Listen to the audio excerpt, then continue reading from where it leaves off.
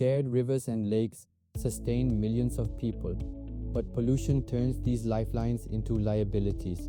From industrial waste to agricultural runoff, the challenges of managing pollution in transboundary waters require urgent attention, and as history shows, cooperation is the only way forward.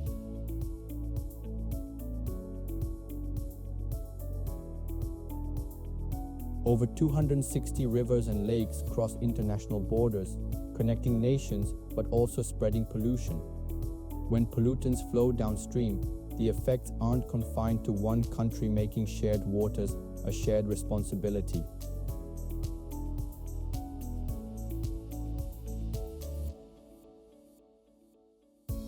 By the 1970s, the Rhine, once called Europe's sewer, was severely polluted. Industrial discharge, chemical spills, and untreated sewage turned the river into a toxic nightmare.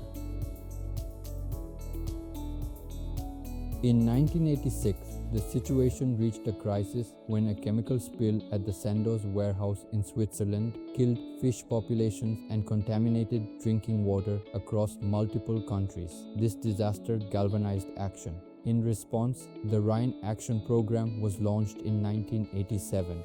Spearheaded by the International Commission for the Protection of the Rhine, ICPR, this agreement united Switzerland, Germany, France, the Netherlands, and Luxembourg in a common goal to restore the river. Today, the Rhine is a success story with improved water quality and thriving biodiversity, proof that coordinated efforts can turn the tide against pollution.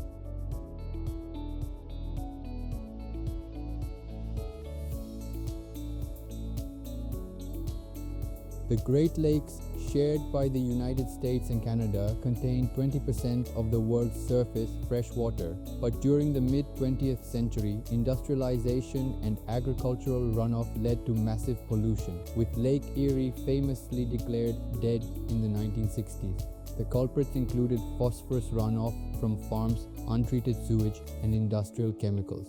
The result? Toxic algal blooms, collapsing fish populations, and contaminated drinking water for millions.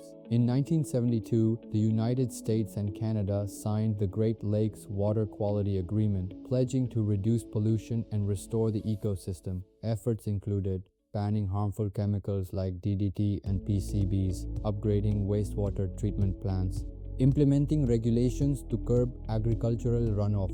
While challenges remain like invasive species and microplastics, the agreement has significantly improved water quality, showcasing the power of binational cooperation.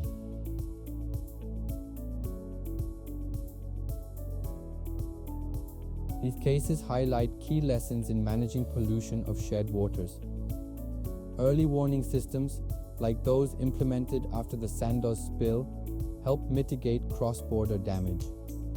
Community involvement. Public pressure played a critical role in both the Rhine and Great Lakes recoveries. Legal frameworks. Agreements like the Rhine Action Program and the Great Lakes Water Quality Agreement provide structure and accountability.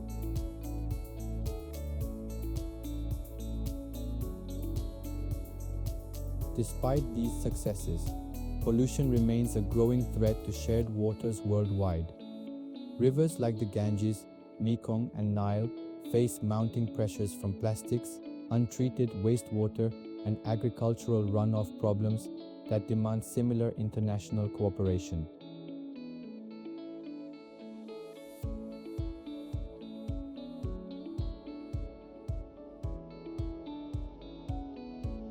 Innovations like floating waste collection systems, real-time water quality monitoring, and community-led cleanups are making a difference.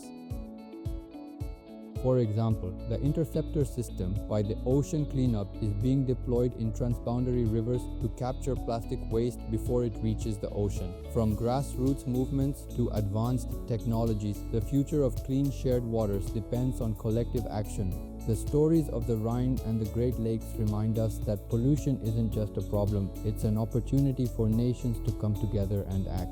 Shared waters are shared responsibilities, and every step toward cleaner rivers and lakes is a step toward a more sustainable future.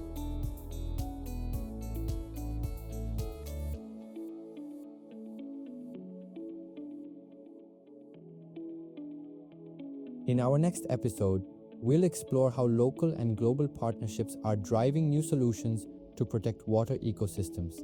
Join us as we uncover how communities and countries can create a cleaner, healthier world together.